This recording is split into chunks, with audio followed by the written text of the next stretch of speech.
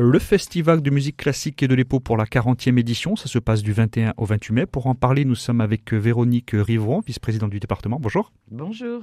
Déjà, est-ce qu'on peut regarder un petit peu dans le rétroviseur et parler de l'ADN des 40 ans qui font ce festival? Eh bien, ce festival a été créé par Michel Dallière, autour de la musique sacrée. Il a 40 ans et c'est un succès qui est national avec des artistes nationaux et internationaux. Et c'est une excellence qui va au-delà des frontières de notre territoire. Mais c'est surtout quelque chose, et ce succès dont vous parliez, c'est surtout aussi une reconnaissance d'un public qui demande de la musique classique et qui est grâce à lui, je dirais, et c'est grâce à lui que nous avons pu continuer à faire ce festival, qui est un vrai engagement du département, de Dominique Leménaire, mais je dirais aussi de tous les élus du département qui, très favorablement, à chaque fois, votent les budgets, parce que c'est quand même un engagement financier.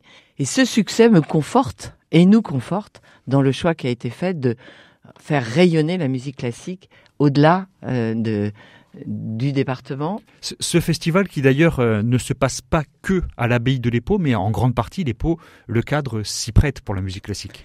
Oui, alors le festival a la chance d'avoir été créé dans une abbaye cistercienne qui était le temple de la musique. Là, depuis 800 ans déjà. Depuis 800 ans. Et donc nous, ça ne fait que 40 ans, nous sommes tout petits. Mais en même temps, il a fallu aussi qu'on le fasse rayonner un peu au-delà des frontières de l'abbaye.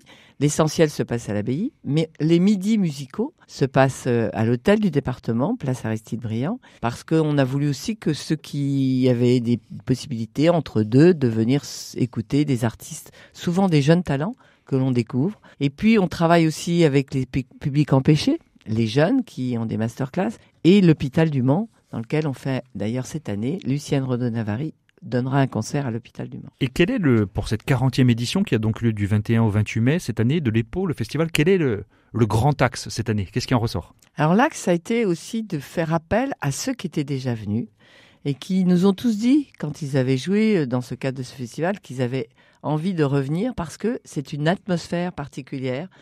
D'abord, le lieu est magique, il est plein de sérénité.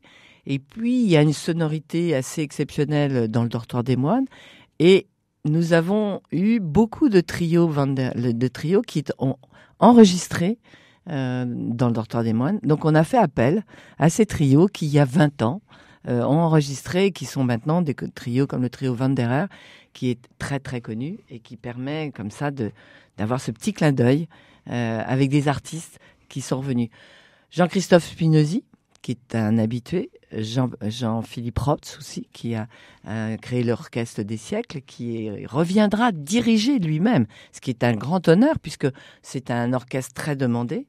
Donc nous avons la chance d'avoir comme ça des fidèles.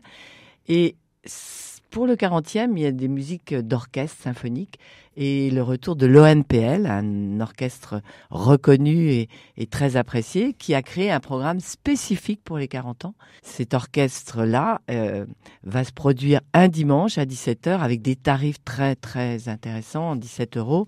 Il faudra bien sûr réserver et ce sera à la fin d'après-midi en musique avec un programme spécifique pour le Festival de l'EPO. Le Festival de l'EPO, il y a des grands rendez-vous incontournables, ça évolue au fil des années. Il y a notamment les midis musicaux, les afters. C'est quoi le concept? On a voulu, avec Marianne Gossia... Qui est Marianne Gossia? Marianne Gossia est celle qui est la directrice artistique, en fait. Qui caste un peu les invités. Et c'est elle qui choisit les programmes, nous les propose, et qui a une très grande connaissance des artistes, et qui maintenant officie depuis plusieurs années. Et donc c'est elle qui construit ce programme qu'elle offre aux Sartois. Enfin, l'idée était que je voulais que la musique classique soit un peu dépoussiérée. C'est-à-dire qu'on ait envie d'avoir d'autres publics, d'atteindre des jeunes. La musique classique, c'est pour moi un moment de détente, de ressources.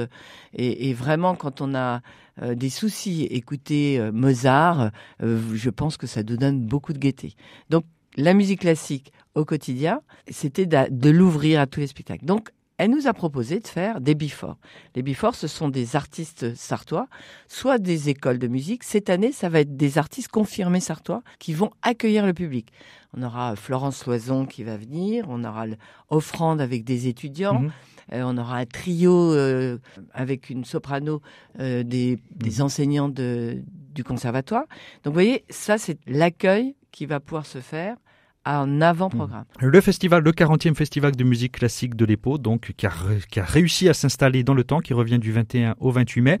Il reste donc des places. Plus d'infos et billetterie sur epo-sarthe.fr. Également sur place, ainsi que par téléphone. Je vais donner le numéro 02 43 54 72 70. Merci Véronique Rivran. Merci à vous.